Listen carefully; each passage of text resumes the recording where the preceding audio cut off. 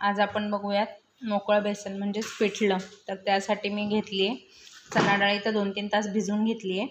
नंतर मीठ, चिकन मसाला, 2 चमचे मिरची पावडर, 1 चमचा हळद, लसूण थोडा टेचून घेतला आहे, जिरं, 2 मोठे कांदे, कोथिंबीर. आता आपण चणा डाळ थोडीशी जाडसर अशी वाटून घेऊया. तर इथे मी जाडसर अशी चणा डाळ वाटून घेतली आहे. त्याच्यात सगळे मसाले, कोथिंबीर, मीठ टाकून सगळं मिक्स करून घेऊया चांगलं. तर हे छान असं मिक्स करून घेतले. नंतर इथे आपण 2 ते 3 चमचे तेल टाकूया कढईमध्ये. तेल चांगलं तापलं की टेचलेला लसूण, जिरं लसूण चांगलं लाल झालं आहे तर आपण त्याच्यात कांदा टाकून घेऊया.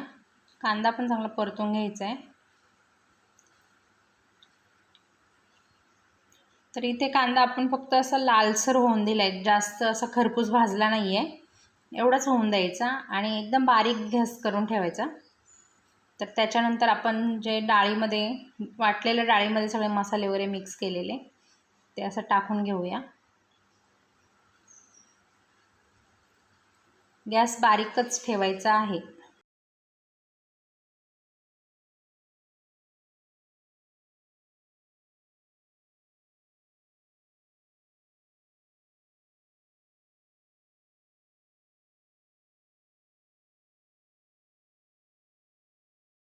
तर हे आपण सगळं टाकून घेतले.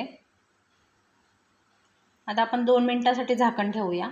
गॅस बारीकच ठेवा. नंतर 2 मिनिटांनी आपण हे पलटी करून घेऊया. असं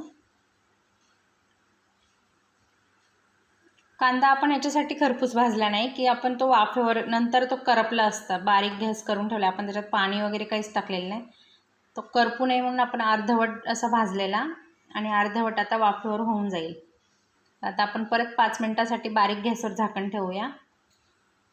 परत 5 मिनिटं झाल्यावरती सगळं परतून घेऊया व्यवस्थित. छान असं मोकळं करून घेऊया. आता तुम्ही बघू शकता बऱ्यापैकी हे मोकळं झालं आहे. आता आपण परत 5 ते 7 मिनिटासाठी गॅस झाकण ठेवूया. गॅस एकदम बारीक ठेवायचा आहे. 7 मिनिटं झाल्याच्या नंतर तर हे आपलं प्रॉपर शिजले व्यवस्थित. आता तुम्ही इथे भरपूर अशी कोथिंबीर टाकून घ्या, मी विसरले टाकायला. तर हे झालं आपलं मोकळं बेसन. आवडल्यास नक्की लाईक करा, शेअर करा, सबस्क्राईब करा.